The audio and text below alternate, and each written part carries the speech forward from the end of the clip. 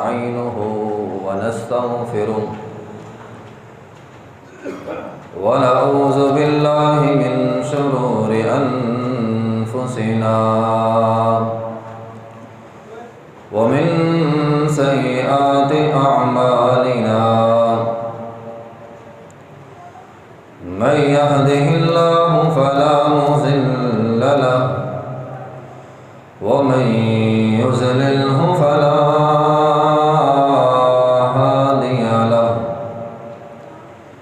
ونشهد أن لا إله إلا الله وحده لا شريك له ونشهد أن محمدا عبده ورسوله أعوذ بالله من السميع العليم من الشيطان الرجيم من همزه ونفخه ونفسه بسم الله الرحمن الرحيم يا أيها الذين آمنوا اتقوا الله حق تقاته ولا تموتن إلا وأنتم مسلمون يا أيها الناس اتقوا ربكم الذي خلقكم من نفس واحدة وخلق منها زوجها وبث منهما رجالا كثيرا ونساء واتقوا الله الذي تساءلون به والأرحام إن الله كان عليكم رقيبا يا أيها الذين آمنوا اتقوا الله وقولوا قولا سديدا يصلح لكم أعمالكم ويغفر لكم ذنوبكم ومن يطع الله ورسوله فقد فاز فوزا عظيما أما بعد فإن خير الحديث كتاب الله وخير الهدي هدي محمد صلى الله عليه وسلم وشر الأمور محدثاتها وكل محدثة بدعة وكل بدعة ضلالة وكل ضلالة في النار اللهم صل على محمد وعلى آل محمد كما صليت على إبراهيم وعلى آل إبراهيم إنك حميد مجيد اللهم بارك على محمد وعلى آل محمد كما باركت على إبراهيم وعلى آل إبراهيم إنك حميد مجيد رب اشرح لي صدري ويسر لي أمري واحلل عقدة من لساني يفقهوا قولي رب زدني علما رب زدني علما أعوذ بالله من الشيطان الرجيم اتل ما أوحي إليك من الكتاب وأقم الصلاة إن الصلاة تنهى عن الفحشاء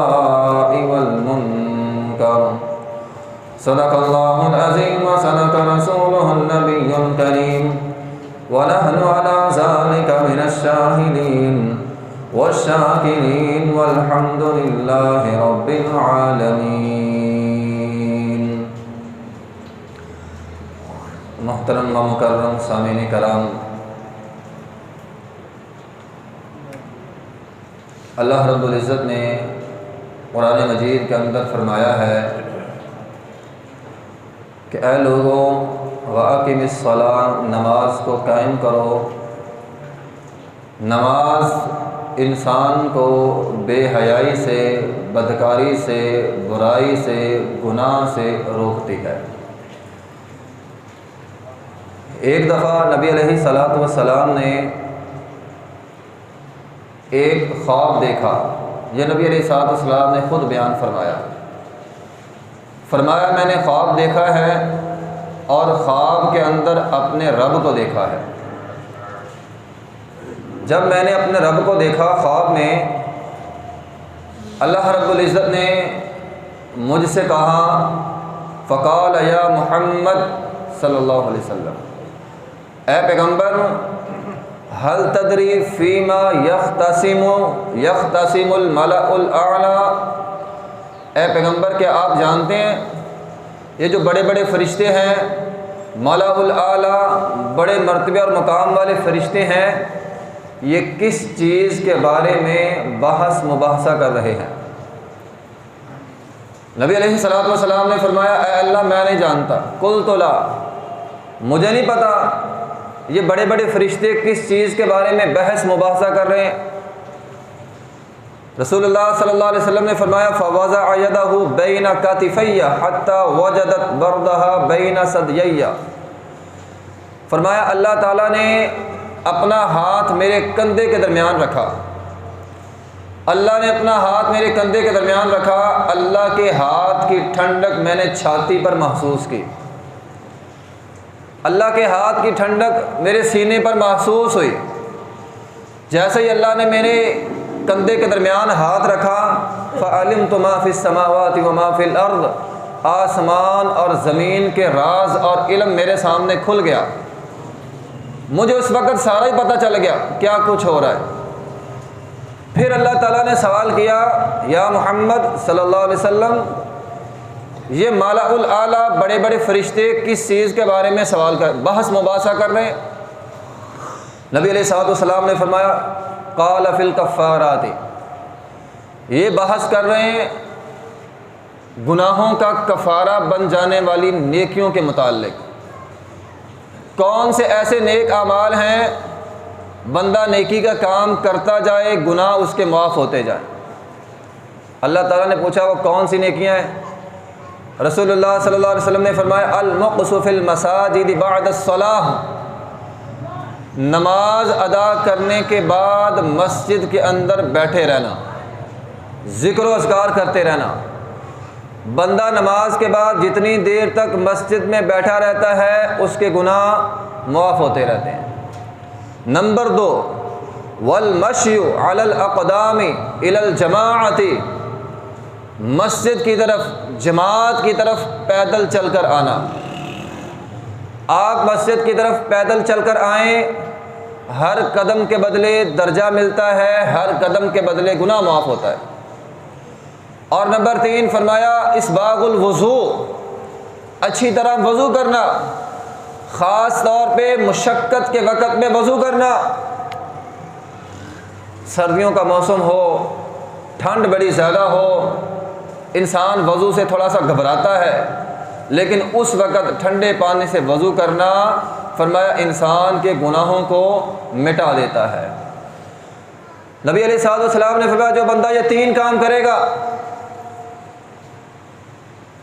جماعت کی طرف چل کے آنا، اچھی طرح وضو کرنا اور نماز پڑھنے کے بعد مسجد میں بیٹھے رہنا، فرمایا جس نے یہ 3 کام کیے، عاش بخیر ومات بخیر، فرمایا زندہ رہے گا، بھلائی پر زندہ رہے گا، نیکی پر زندہ رہے گا، اور اگر موت آئے گی تو نیکی پر آئے گی۔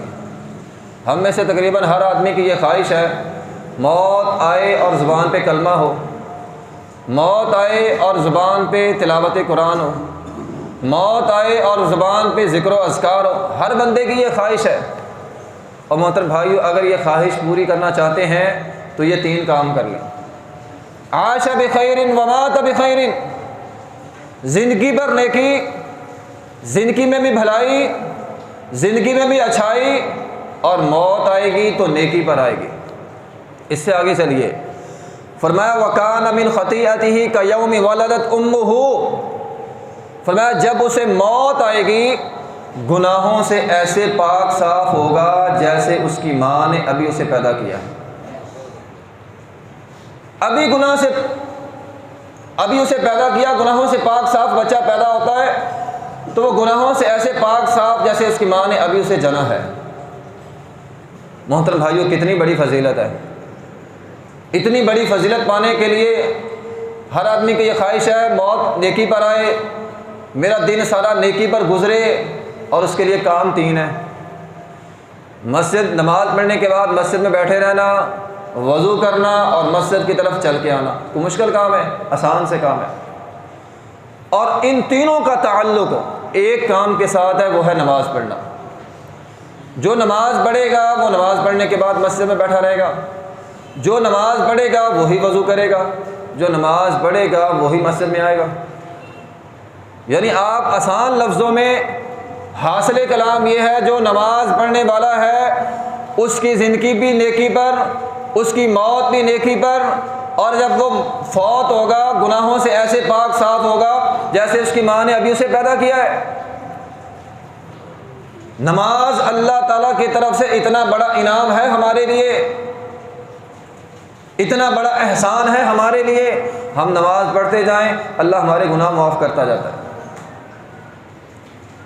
ابو ذر غفاری رضی اللہ تعالیٰ عنہ بیان کرتے ہیں، پتجھڑ کا موسم تھا، خزاں کا موسم، درختوں کے پتے بڑے جھڑتے ہیں۔ فرمایا ہم رسول اللہ صلی اللہ علیہ وسلم کے ساتھ تھے، آپ علیہ الصلوۃ والسلام ہمیں باہر لے گئے، ایک درخت تھا، شاخ اس کی سوکھی ہوئی، پتے بھی سارے سوکھے ہوئے، نبی علیہ الصلوۃ والسلام نے اس کی ٹہنی کو پکڑا، حرکت دی، سارے پتے نیچے گر گئے۔ فرمایا اے ابو ذر، جس طرح میرے ہلانے سے یہ اس ٹہنی کے سارے پتے نیچے گر گئے، فرمایا اسی طرح بندہ نماز میں کھڑا ہوتا ہے سارے گناہ نیچے گر جاتے ہیں۔ آپ نماز میں کھڑے ہو کر دیکھیں تو صحیح، آپ اللہ کے حضور سجدہ کر کے دیکھیں تو صحیح، آپ کو خود پتہ چل جائے گا کہ نماز اللہ کی طرف سے کتنا بڑا انعام ہے۔ میں تو کہوں گا اللہ تعالیٰ کی طرف سے سب سے بڑا تحفہ ہے ہمارے لیے، جو اللہ رب العزت نے اپنے پیغمبر کو دیا اپنے پاس بلا کے۔ ہم کسی کے ہاں ملنے جائیں نا، کسی رشتہ دار کو، وہ ہمیں تحفہ دیتا ہے۔ اللہ نے اپنے پیغمبر کو آسمان پہ ملنے کے لیے بلایا، اور تحفہ کیا دیا؟ نماز۔ اپنے پاس بلا کر جس چیز کو دیا وہ نماز ہے، اور وہ ہمارے لیے بھی ہے۔ یہ اللہ کی طرف سے آیا ہوا تحفہ ہے ہمارے لیے، اتنی اہم چیز ہے نماز۔ محترم بھائیوں، اللہ تعالیٰ نے اس کو ہماری پہچان بنا دیا۔ نبی علیہ الصلوۃ والسلام لشکروں کو کہا کرتے تھے، فوج تیار کرتے تھے، فرمایا کرتے تھے جب کسی بستی پر حملہ کرنا دیکھ لینا بستی سے اذان کی آواز تو نہیں آ رہی، جس بستی سے اذان کی آواز آئے وہ سارے مسلمان ہیں، حملہ نہیں کرنا۔ اور دنیا میں نہیں، آخرت میں بھی پہچان ہوگی۔ صحابہ کرام رضوان اللہ مجمعین نے نبی علیہ الصلوۃ والسلام سے پوچھا، آپ حوض کوثر میں بیٹھیں گے، اپنی امت کو جام پلائیں گے؟ ہم میں سے ہر ایک کی خواہش ہے نبی علیہ الصلوۃ والسلام کے ہاتھوں سے جام پینے کی، دعا بھی کرنی چاہیے اللہ ہم میں سے ہر ایک کو اپنے پیغمبر کے ہاتھوں سے حوض کوثر نصیب فرمائے۔ تو بہرحال صحابہ کرام نے سوال کیا، اے اللہ کے رسول آپ اپنی امت کو پہچانیں گے کیسے؟ اب ہمیں تو نبی علیہ الصلوۃ والسلام نے نہیں دیکھا، اب ہمیں کس طرح پہچانیں گے؟ قیامت تک آنے والے لوگ ہیں، نبی پاک علیہ الصلوۃ والسلام کس طرح پہچانیں گے؟ نبی علیہ الصلوۃ والسلام نے فرمایا میری امت کی ایک نشانی ہوگی، اللہ میری امت کو ایک خاص نشانی دے گا، خاص نشانی دے گا۔ صحابہ کرام نے پوچھا کون سی نشانی؟ فرمایا میری امت کے وضو والے اعضاء چمک رہے ہوں گے، جس طرح وہ گھوڑا ہوتا ہے نا، گھوڑا غرم محجلین ہے، لال رنگ کا گھوڑا ہو، اس کے ہاتھ پاؤں چہرہ سفید ہوتا ہے۔ فرمایا میری امت کے وضو والے اعضاء چمکیں گے، میں اس چمک سے اپنی امت کو پہچان لوں گا۔ اب آپ سوچیں کہ جو وضو نہیں کرتا، نماز نہیں پڑھتا، اس کے تو وضو کے اعضاء نہیں چمکیں گے، اگر نہیں چمکے تو کیسے پہچانیں گے؟ ارادہ تو ہم سب کا ہے نبی کے ہاتھوں سے حوض کوثر پئیں تو وضو ہم کریں نا، تو وضو کے اعضاء نہیں چمکے تو پانی کیسے نصیب ہوگا؟ اور جس کو پانی نصیب نہ ہوا تو جنت کیسے ملے گی؟ یہ نماز پہچان ہے ہماری پہچان ہے، ہم مسلمان ہیں، پہچان کیا ہے؟ نماز۔ اور یہ اتنا بڑا تحفہ ہے، اللہ رب العزت نے فرمایا میں نے تحفہ بھی دیا ہے، اور مسلمانوں، امت محمدیہ کے لوگوں، اس تحفے کے متعلق میں کل قیامت کے دن سوال کروں گا۔ اللہ نے پوچھنا ہم سے، اپنے پیغمبر کو بلا کے آسمان پہ بلا کے میں نے نماز کا تحفہ دیا تھا، امت محمدیہ کے لوگوں اس تحفے کی حفاظت کی یا نہیں کی؟ اتنا عظیم تحفہ ہے۔ نبی علیہ الصلوۃ والسلام نے فرمایا اول ما یحاسب به العبد یوم القیامۃ الصلاۃ، اللہ کل قیامت کے دن پوچھے گا، اللہ اپنے حضور اپنے بندوں کو کھڑا کرے گا اور پوچھے گا ہاں میرے بندے نماز پڑھی ہے؟ پہلا سوال، سب سے پہلا سوال نماز کے بارے میں ہوگا۔ بندہ کہے گا اللہ میں حاجی ہوں، اللہ پوچھے گا تیرا حج میں بعد میں دیکھوں گا، نماز پڑھی ہے؟ بندہ کہے گا اللہ میں نے عمرے بڑے کیے ہیں، اللہ فرمائے گا عمرے بعد میں۔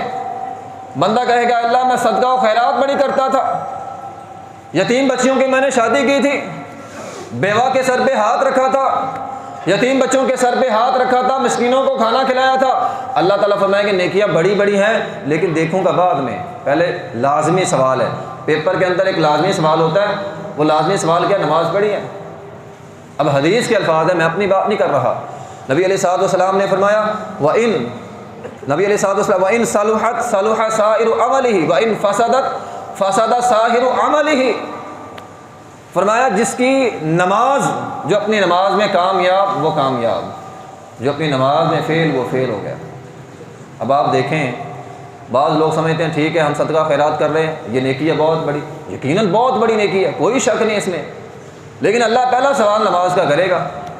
اگر تیری نماز ہے تیری نیکیاں بھی دیکھی جائیں گی، تیرا صدقہ و خیرات دیکھا جائے گا، تیرا حج کرنا دیکھا جائے گا، تیرا عمرہ کرنا دیکھا جائے گا، تیری زکوٰۃ دیکھی جائے گی، تیری ساری نیکیاں اللہ دیکھے گا۔ لیکن اگر نماز سے فیل ہے اللہ تعالیٰ کوئی نیکی نہیں دیکھے گا۔ کتنی بڑی رسوائی ہوگی اس وقت انسان کے لیے۔ پھر اگر قرآن کی ایک آیت سناؤں اس سے بڑی رسوائی ہوگی، یوم یکشف عن ساق۔ اللہ رب العزت قرآن مجید میں فرماتے ہیں میدان محشر میں اللہ اپنی پنڈلی مبارک سے پردے کو ہٹا دے گا، اپنی پنڈلی سے اللہ پردے کو ہٹا دے گا۔ یہ قرآن ہے، 29واں پارہ ہے۔ وَيُدْعَوْنَ إِلَى السُّجُودِ، حکم ہوگا سارے سجدہ کرو، سارے سجدے میں پڑ جائیں گے، لیکن بے نماز فلا یستطیعون، سجدہ نہیں کر سکے گا۔ بخاری کی حدیث ہے اللہ اس کی کمر تخت کی بنا، تختہ ہوتا ہے نا پھٹا جس کو کہتے ہیں، یہ لکڑی کا پھٹا، اللہ اس کی طرح اس کی کمر بنا دے گا، وہ جھکنا چاہے گا جھک نہیں پائے گا۔ اور آپ اندازہ لگائیں، مسند احمد کی ایک حدیث سناؤں کتنی بڑی رسوائی ہوگی۔ انبیاء جھکے ہوئے ہیں، صالحین جھکے ہوئے ہیں، شہداء جھکے ہوئے ہیں، اور یہ کھڑا ہے۔ اور کون کون کھڑا ہے اس کے ساتھ؟ مسند احمد کی حدیث ہے، نبی علیہ الصلوۃ والسلام نے فرمایا من حافظ علیہا نجاتا من النار یوم القیامہ، جس نے نماز کی حفاظت کی کل قیامت کے دن کامیاب ہو گیا۔ ومن لم يحافظ علیہا ولا نجاتا ولا برہانا، جس نے نماز کی حفاظت نہ کی وہ کامیاب نہیں ہوگا۔ اور فرمایا وکان یوم القیامۃ مع قارون وفرعون وہامان، کون کون کھڑا ہوگا؟ قارون، فرعون، حامان، اور ساتھ بے نماز بھی کھڑا ہوگا۔ کتنی بڑی رسوائی ہے۔ انبیاء جھکے ہوئے، صالحین جھکے ہوئے، شہداء جھکے ہوئے۔ بندہ کہے گا میری صف کن کے ساتھ ہے؟ فرعونیوں کے ساتھ، قارون کے ساتھ، نمرود کے صف میں کھڑا ہوں، ابو جہل اینڈ کمپنی کے صف میں کھڑا ہوں، ان کی صف میں بندہ کھڑا ہوگا۔ کتنی بڑی رسوائی ہے۔ اس رسوائی کو قرآن نے بیان کیا ہے، خاشعۃ ابصارہم، کمر تو جھکا نہیں سکے گا، نظریں جھکا لے گا۔ ترہقہم ذلہ، رسوائی سے چور ہو جائے گا۔ کتنی بڑی رسوائی ہے۔ فرعونیوں کے ساتھ میں کھڑا ہوں، ابو جہل امت کا فرعون، اور اس کے ساتھ میں کھڑا ہوں، کتنی بڑی رسوائی ہوگی۔ خاشعۃ ابصارہم ترہقہم ذلہ، اے اللہ اتنی بڑی رسوائی کیوں ہے؟ وَقَدْ كَانُوا يُدْعَوْنَ إِلَى السُّجُودِ وَهُمْ سَالِمُونَ، اللہ تعالیٰ فرماتے ہیں دنیا میں حی علی الصلاۃ ہوتی تھی، اس کی کمر ٹھیک تھی، کمر جھکاتا نہیں تھا۔ مؤذن کہتا تھا نماز کے لیے آ جاؤ، یہ کہتا تھا میرے پاس ٹائم کوئی نہیں۔ دنیا میں ہماری کمریں ماشاءاللہ ٹھیک ہے، سب کی ٹھیک ہے، جھکا سکتے ہیں، لیکن جو نہیں جھکائے گا وہاں پہ جھکنا چاہے گا، اللہ کہے گا نہیں، اب فرعونیوں کے ساتھ میں کھڑا رہے۔ اس سے بڑھ کر محترم بھائیوں کیا رسوائی ہوگی؟ بندہ فرعون کے ساتھ کھڑا، کیا رسوائی ہوگی اس سے بڑھ کر؟ یہ اللہ تعالیٰ کی طرف سے تحفہ انعام ہے ہمارے لیے، بہت بڑا انعام ہے محترم بھائیوں، بہت بڑا انعام ہے۔ آج ہم میں سے ہر آدمی، تقریباً ہر آدمی پریشان ہے، مصیبتوں میں گھیرا ہوا ہے، مصیبتوں میں گھیرا ہوا پریشان ہے ہر آدمی، کوئی بیماری کی وجہ سے، کوئی غم کی وجہ سے، کوئی کسی وجہ سے، کوئی کسی وجہ سے، لیکن اس کا حل ہمارے پاس ہے، نماز۔ نماز حل موجود ہے، ہم حل کرتے نہیں ہیں۔ اللہ نے ہمیں نماز دی ہے۔ وہ ایک مثال ہے نا اس حوالے سے، وہ ایک اماں جان تھی، اس نے اپنے بیٹے کو نا ساری جمع پونجی جمع کر کے باہر بھیج دیا۔ اب اس کا بیٹا باہر گیا ہے، ہر مہینے بعد خط و کتابت کا دور ہوتا تھا، وہ ایک خط بھیج دیتا تھا۔ اب اماں جی کہتی ہے میں نے خط کو کیا کرنا، میں تو پڑھی ہوئی نہیں ہوں۔ وہ خط اٹھاتی ٹوکری میں ڈال دیتی اور اپنے بیٹے کو بددعائیں دیتی رہتی، میرا بیٹا پیسے نہیں بھیجتا۔ ہر مہینے بعد خط آتا، اماں جان خط اٹھا کے ٹوکری میں ڈال دیتی، خط کھول کر نہ دیکھتی نہ پڑھتی، اور اپنی ماں کو کوستی، اپنے بیٹے کو کوستی رہی کہ میرے بیٹے نے پیسے نہیں دی، بھوک سے، پیاس سے، بیماری سے فوت ہو گئی۔ اب اس کے ورثاء آئے، ٹوکری کھول کر دیکھا، وہ جو خط تھے نا وہ خط نہیں تھے، وہ پیسے تھے۔ اب نہ اماں جان نے کھول کر دیکھا، اگر کھولتی پتہ چلتا پیسے ہیں، کوئی دوائی لیتی، کوئی کھاتی پیتی، کوئی صحت بحال رہتی۔ خط کھول کر دیکھا نہیں ہے اور اپنے بیٹے کو کوستی رہی ہے۔ ہماری صورتحال بھی ایسے ہی ہے۔ نماز اتنا بڑا تحفہ ہمارے پاس موجود ہے اور ہم اللہ تعالیٰ کے بارے میں بدگمانی کا شکار ہے۔ نبی علیہ الصلوۃ والسلام کی حدیث ہے اذا جاءہ امر فصلی، جب کوئی بھی معاملہ پیش آتا تھا، کوئی بھی معاملہ، نبی علیہ الصلوۃ والسلام نماز میں کھڑے ہو جاتے تھے۔ بیماری، دکھ، تکلیف، نماز میں کھڑے ہو جائیں اللہ سارا کچھ ہی لے جاتا ہے۔ ابراہیم علیہ الصلوۃ والسلام نے ہجرت کی فلسطین کی طرف، ساتھ ہماری ماں اماں حوا علیہ الصلوۃ والسلام بھی تھی۔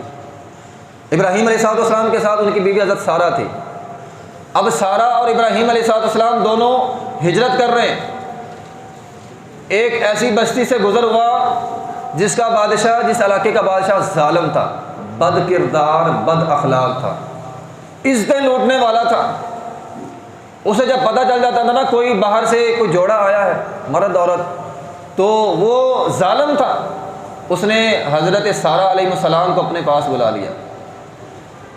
حدیث کے الفاظ ہیں بدکاری کی نیت سے ہاتھ بڑھانے لگا، اس کا ہاتھ رک گیا۔ ہاتھ اس نے بڑھایا ہے، اس کا ہاتھ ہی رک گیا۔ کیوں رکا؟ یہ واقعہ شاید ہم نے سنا ہوگا، لیکن اس ظالم بادشاہ کا ہاتھ کیوں رکا؟ کیونکہ ابراہیم علیہ السلام فصلی، نماز پڑھ رہے تھے۔ انہوں نے نماز شروع کر دی، اللہ نے ظالم بادشاہ کا ہاتھ روک دیا۔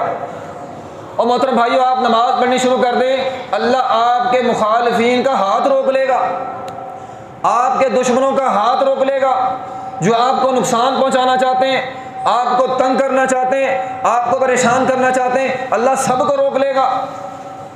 فصلی، نماز پڑھ کے دیکھے تو صحیح۔ نبی علیہ الصلوۃ والسلام جب بھی کوئی مشکل آتی تھی آپ کھڑے ہو جاتے تھے، نماز پڑھتے تھے۔ محترم بھائیو، ہم میں سے ہر آدمی اپنے اپنے گریبان میں ذرا جھانک کر اور خود سے سوال کر کے یہ بات پوچھے اپنے دل سے، کتنا عرصہ ہو گیا لمبا سجدے کیے ہوئے؟ میری زندگی 30 سال گزر گئے، 40 سال گزر گئے، کبھی لمبا سجدہ کر کے رب کو منایا ہو؟ کتنا عرصہ ہو گیا ہے کبھی اپنا دکھڑا رب کو سنایا ہو؟ اور لوگوں کو سناتے رہتے، کبھی سجدے میں جا کے اپنے رب کو دکھڑا سنا کے دیکھو تو صحیح۔ لوگوں کے سامنے غموں کے پہاڑ ہم توڑتے رہتے ہیں، کبھی اپنے رب کو دکھڑا سناؤ۔ اللہ تو ہمارا منتظر ہے، اللہ تو ہمارا منتظر ہے۔ نبی علیہ الصلوۃ والسلام نے فرمایا اقرب ما یکون العبد من ربہ وہو ساجد، بندہ سجدہ کرتا ہے اللہ کے قریب ہو جاتا ہے۔ آپ نماز میں سجدہ کریں، آپ اللہ کے قریب ہیں، اپنے رب کو اپنا دکھڑا سنا لیں، اپنے رب کے سامنے التجا کر لیں، اللہ سے مانگ لیں، اللہ سے مانگ کر دیکھے تو صحیح، اللہ عطا کرنے والا۔ یہ ایک سجدہ جو آج ہمیں بھاری لگتا ہے، محترم بھائیو، جب بندہ سجدہ کرتا ہے نا اللہ کے سامنے، حدیث کے الفاظ ہیں، صحیح حدیث ہے، شیطان اعتزل الشیطان یبقی، رونا شروع کر دیتا ہے۔ بندہ سجدہ کرتا ہے، شیطان الگ ہو کے رو رہا ہے، مویلا کر رہا ہے، پیٹ رہا اپنے آپ کو، یا ویلتی یقول یا ویلتی، کہتا ہائے افسوس، ماریا گیا، لٹیا گیا میں۔ ایک سجدہ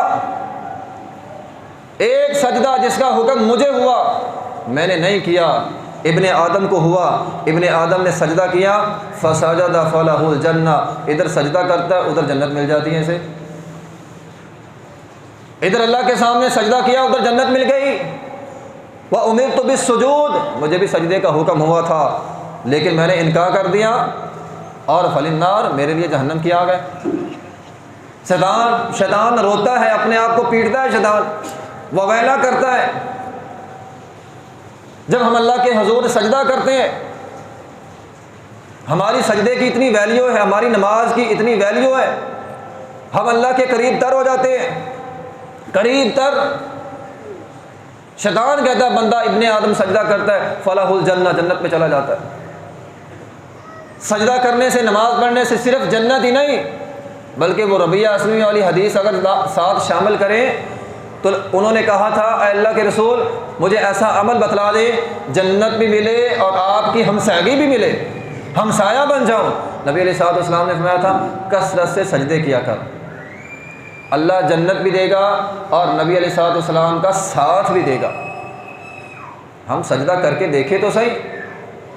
محترم بھائیو، اللہ تو ہمارا منتظر ہے، ہم اللہ کے دربار میں آئے تو صحیح، ہمارے آنے میں دیر ہے، اللہ کے معاف کرنے میں دیر نہیں ہے۔ میرے تیرے آنے میں دیر ہے، مسجد میں آنے میں دیر ہے، اللہ تو منتظر ہے۔ اللہ تو کہتا ہے میرا بندہ کب آئے اور میں اسے معاف کر دوں۔ اللہ تو ہمارا منتظر ہے، ہم آتے نہیں ہیں۔ اللہ تو ہمارے گناہ، بندہ کہتا ہے گناہ گار بڑا ہوں، اللہ تو گناہ معاف کرنے کا منتظر ہے، ہم آتے نہیں ہیں۔ ایک تابعی تھے معدان، وہ بیان کرتے ہیں کہ ایک صحابی رسول تھے ثوبان رضی اللہ تعالیٰ عنہ، میں ان کے پاس چلا گیا، میں نے انہیں جا کر کہا اے ثوبان رضی اللہ تعالیٰ عنہ اخبرنی بعمل عملہ، مجھے ایسا عمل بتلا دیں جو عمل میں کروں یدخلنی اللہ بہ الجنہ، اللہ مجھے جنت کا داخلہ دے دے۔ ایک ایسا عمل بتلا دے۔ یہ لمبی چوڑی بڑے بڑے مسائل، بڑی بڑی مسئلیں، بڑی بڑی باتیں وہ ٹھیک ہے، لیکن ایسا خاص عمل جنت میں جانے کا شارٹ کٹ راستہ بتلا دے مجھے۔ اب ثوبان رضی اللہ تعالیٰ صحابی رسول ہے، خاموش ہے، پھنسا کا تھا، خاموش رہے، بولے نہیں آگے سے۔ پھر انہوں نے سوال کیا، پھر خاموش رہے، پھر سوال کیا، پھر خاموش رہے۔ تیسری مرتبہ جب سوال ہوا نا تو ثوبان رضی اللہ تعالیٰ فرمانے لگے یہی سوال میں نے نبی علیہ الصلوۃ والسلام سے کیا تھا،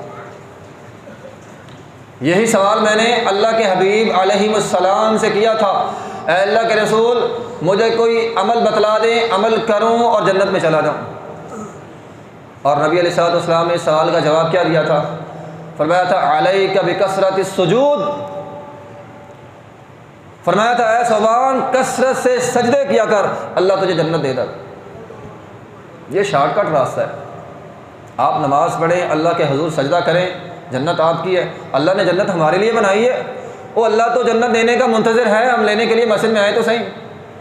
ہم کہتے ہیں ہم گھر میں بیٹھے رہیں اور جنت کے وارث بن جائیں، ایسے تو نہیں ہوتا۔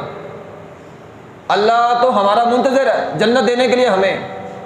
مسجد میں آؤ جنت لے جاؤ، مسجد میں آؤ گناہ معاف ہو جائیں گے۔ نبی علیہ الصلوۃ والسلام نے فرمایا علیک بکثرت السجود للہ، اللہ کے لیے سجدہ کرنا ہے۔ فإنک لا تسجد للہ سجدۃ الا رفعک اللہ بہا درجہ، بندہ جب سجدہ کرتا ہے اللہ اس کا درجہ بڑھا دیتا ہے اور ساتھ اللہ تعالیٰ اس کے گناہ معاف کر دیتا ہے۔ گناہ معاف ہوں گے، بندہ جنت میں چلا گیا۔ تو اللہ منتظر ہے ہمارا، ہم اللہ کی طرف نہیں آتے۔ دیکھو نماز اللہ کی طرف سے، آپ میں یوں کہوں گا کہ اللہ کی طرف سے جس طرح ہوتا ہے نا، وہ دعوت نامہ ایک ہوتا ہے، شادی کارڈ ہوتا ہے، دعوت نامہ ہمیں ملتا ہے، ہم اس دعوت پہ جاتے بھی ہیں۔ آپ یوں سمجھ لیں اللہ کی طرف سے نماز ہمارے لیے دعوت نامہ ہے، اللہ دعوت دے دے کے بلاتا ہے۔ مؤذن کہتا ہے نا حی علی الصلاۃ، یہ دعوت ہے اللہ کی طرف سے۔ جس طرح ہمیں دعوت نامے ملتے ہیں، اللہ کی طرف سے دعوت نامہ ہے کس چیز کا؟ اور میرے بندو آ جاؤ معاف کروں تمہیں، میرے بندو آ جاؤ معاف کروں، حی علی الصلاۃ نماز پڑھو، حی علی الفلاح کامیابی تمہاری ہے۔ اللہ تو دعوت نامے دے دے کے ایک دن میں 5 دعوت نامے ہمیں ملتے ہیں۔ اور اگر ایک حدیث کا مفہوم بیان کروں، اللہ ہمیں دعوت دیتا ہے مسجد میں آؤ تم سے ملاقات کرو۔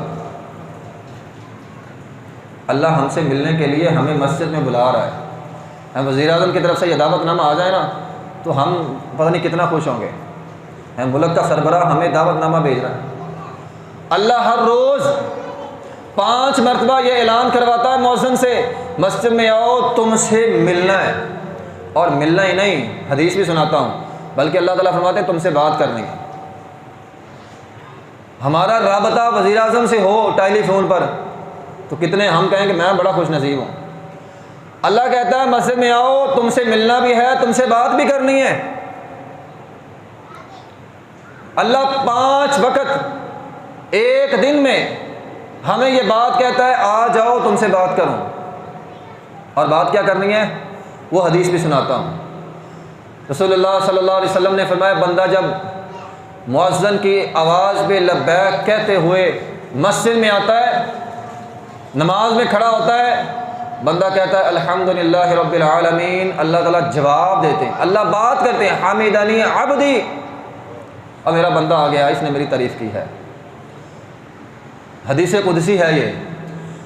الرحمن الرحیم، اللہ فرماتے ہیں اثنا علی عبدی مالک یوم الدین مجدنی عبدی، میرے بندے نے میری بزرگی بیان کی۔ ایاک نعبد و ایاک نستعین، اللہ تعالیٰ فرماتے ہیں پہلے اس نے میری تعریف کی ہے، اب میری تعریف بھی کر رہا ہے، مجھ سے مانگ بھی رہا ہے، مجھ سے مدد مانگ رہا ہے۔ ایاک نستعین، اور اللہ کیسے کیا جواب دیتے ہیں وَلِعَبْدِي مَا سَأَلَ، جا بندے جو جو مانگتا جائے گا تجھے دیتا جاؤں گا۔ فرشتوں میرا بندہ جو مانگے دے دو، وَلِعَبْدِي مَا سَأَلَ، جو سوال کرے دے دو۔ اهدنا الصراط المستقیم صراط الذین انعمت علیہم غیر المغضوب علیہم ولا الضالین، بندہ یہ دعا پڑھتا ہے، سورہ فاتحہ پڑھتا ہے، اللہ دوسرا پھر وہی جواب دیتے وَلِعَبْدِي مَا سَأَلَ، فرشتوں میرا بندہ جو جو مانگے نا انہیں دے دو۔ اللہ ہم سے بات کرنے کے لیے، ہمیں دینے کے لیے ایک دن میں 5 وقت ہمیں مسجد میں بلاتا ہے، ہم لینے کے لیے نہیں اٹھتے۔ 8 بجے ڈیوٹی پر جانا ہونا تو ہم 7 بجے کا الارم لگا کے سوتے ہیں۔ ڈاکٹر کے پاس جانا ہونا، بعض ڈاکٹر ہوتے ہیں وہ ٹوکن ہوتا ہے پہلے، میں نے خود اپنی آنکھوں سے دیکھا ہے 8 بجے دفتر کھلتا ہے ٹوکن کا، اور فجر کی نماز کے وقت لوگ لائنیں لگا کر کھڑے ہیں کہ ڈاکٹر سے ٹوکن ملے گا، پھر عصر کے بعد باری آئے گی، کیا ہے میں بیمار ہوں دوائی لینی ہے شفا مل جائے گی، اور اللہ فجر کے وقت خود آواز لگاتا ہے آ جاؤ، نہ کوئی رش کچھ بھی نہیں ہے، آ جاؤ۔ مسجد پھر خالی ہے، ڈاکٹر کے باہر کتار لگی ہے کہ 8 بجے گیٹ کھلنا ہے، ہم نے ٹوکن لینا ہے۔ یہ ہمارے ایمان کی صورتحال ہے، ہمارے ایمان کی، اس قدر کمزور ایمان ہو گیا۔ اللہ آوازیں لگا لگا کے صحت بھی دے رہا ہے، مال بھی دے رہا ہے، پریشانیاں حل کر رہا ہے، سارے دکھ تکلیفیں اللہ دور کر رہا ہے، ہم کہتے ہیں نہیں پتہ نہیں ادھر ہوگی کہ نہیں ہوگی، ڈاکٹر کے پیچھے لائن لگا لو۔ 8 بجے گیٹ کھلنا ہے، فجر کے وقت بندے کھڑے ہوتے ہیں۔ اور محترم بھائیوں، اگر ہمارا ایمان جو اتنا کمزور ایمان ہو گیا، جو ہمیں اذان کی آواز پہ مسجد میں نہیں لاتا، ہم میں سے ہر آدمی اپنے اپنے گریبان میں جھانکے اور اپنے دل سے یہ بات پوچھے جو بات کرنے لگا ہوں کہ میرا ایمان مجھے اٹھا کے مسجد میں نہیں لاتا تو یہ ایمان جنت میں کیسے لے کر جائے گا؟ جو ایمان مسجد میں نہیں لا سکتا بولا جنت میں کیسے جائیں گے؟ دعویٰ تو ہم سب کا ہے، ہم نے جنت میں جانا ہے، لیکن ایمان ہم اتنا کمزور رکھا ہوا ہے کہ ہمارا ایمان ہمیں مسجد میں نہیں لا رہا۔ حی علی الصلاۃ حی علی الفلاح کان میں جوں تک نہیں رینگتی، جس کے کان میں جوں تک نہیں رینگتی اس کا ایمان اسے جنت میں کیسے لے کر جائے گا؟ جنت میں کیسے جائیں گے؟ اس کے لیے ضروری ہے اللہ گناہ۔ ایک دفعہ نبی علیہ الصلوۃ والسلام اپنے گھر سے نکلے، ایک بندہ آ گیا، اس نے کہا اللہ کے رسول میں نے گناہ کر لیا بہت بڑا، ایسا گناہ کر لیا، اس نے اپنے ذہن میں یہ سمجھا ہوا تھا، وہ کہتا ہے کہ میں نے ایسا گناہ کر لیا مجھ پر حد نافذ ہوتی ہے، اللہ کے رسول فَأَقِمْ عَلَيَّ حَدًّا، مجھ پر حد لگا دیں۔ نبی علیہ الصلوۃ والسلام نے اسے کوئی جواب نہیں دیا۔ انس رضی اللہ تعالیٰ فرماتے ہیں میں ساتھ تھا، آپ علیہ الصلوۃ والسلام نے اسے کوئی جواب نہیں دیا۔ اس کے بعد نماز کا وقت ہو گیا، ہم نے فصلی مع النبی صلی اللہ علیہ وسلم، نبی علیہ الصلوۃ والسلام کے ساتھ نماز پڑھی، ہم نے نبی علیہ الصلوۃ والسلام کے ساتھ نماز پڑھی، نماز پڑھنے کے بعد وہ بندہ پھر کھڑا ہو گیا، پھر کھڑا ہو کر کہتا ہے اے اللہ کے رسول میں نے کہا تھا مجھ سے گناہ ہو گیا ہے، آپ مجھ پر حد لگائیں۔ صحابہ اکرام سے اگر گناہ اللہ نہ کرے انسانی ناطے سے ہو جاتا تھا وہ پریشان ہو جاتے تھے۔ نبی علیہ السلام نے فرمایا جو گناہ گار بندہ ہوتا ہے وہ گناہ کو کیا سمجھتا ہے؟ جیسے ناک میں بیٹھی مکھی ہے، ہاتھ کا اشارہ کیا اڑ گئی، بس کوئی بات نہیں، خیر ہے۔ اور فرمایا جو مومن ہوتا ہے گناہ ہو جائے وہ ایسے سمجھتا ہے جیسے اس کی کمر پہ پہاڑ رکھ دیا گیا ہے، جب تک اتر نہ جائے گا سکون نہیں ہے۔ تو انسانی ناطے سے اگر صحابہ کرام سے کمی کوتاہی ہو جاتی تھی وہ ایسے سمجھتے تھے جیسے کندھے پر پہاڑ ہے۔ وہ کہہ رہا ہے اللہ کے رسول میرے کندھے پر بوجھ ہے، پہاڑ ہے، اس کو اتاریں۔ نبی علیہ السلام نے آگے سے کیا جواب دیا؟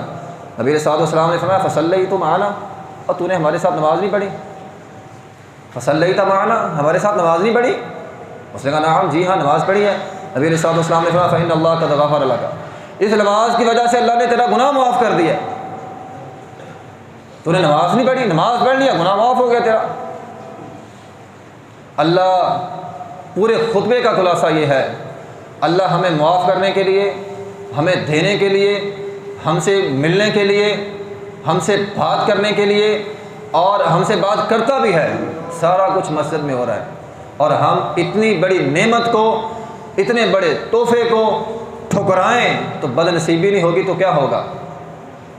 واللہ آج جو ہم مارے کھا رہے ہیں نا یہ صرف اور صرف اللہ سے دوری کی وجہ سے، اور اللہ کے قریب آنے کا بہترین ذریعہ نماز ہے۔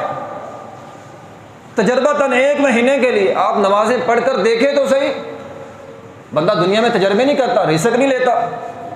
آپ ایک مہینے کے لیے عزم کر لیں میں نے ایک مہینہ 5 نمازیں پڑھنی ہے، اور ہر نماز کے بعد اپنے رب کو اپنا دکھ سنانا ہے، 1 منٹ کی دعا کرنی ہے، اللہ سے التجا کرنی ہے، اور مہینے میں 1 دفعہ سجدے میں پڑھ کر آنسو بہا دینے ہیں۔ اس کے بعد آپ نوٹ کر لیں آپ کی پریشانیاں کدھر گئی ساری۔ لیکن یہ کام ہمیں مشکل شاید لگتا ہے، لوگوں کے سامنے ہاتھ پھیلانا شاید ہمیں آسان لگتا ہے۔ نبی علیہ السلام نے فرمایا جو لوگوں سے بے نیاز ہوگا میں اس کو بے نیاز کر دوں گا، اور جو ہاتھ پھیلائے گا میں اسے لوگوں کا ضرورت مند بنا دوں گا۔ اس لیے محترم بھائیوں ہمیں کم از کم 1 دن کے اندر 5 نمازیں ضرور پڑھنی ہوں گی۔ آپ نمازیں پڑھیں، اللہ کی طرف سے خیر، رحمت، برکتیں آئیں گی، اور اس کا مشاہدہ ہم اپنی آنکھوں سے کریں گے۔ اس لیے میں دعا کرتا ہوں اللہ ہم سب کو 1 دن میں 5 نمازیں پڑھنے کی توفیق عطا فرمائے۔ وآخر دعوانا ان الحمدللہ رب العالمین۔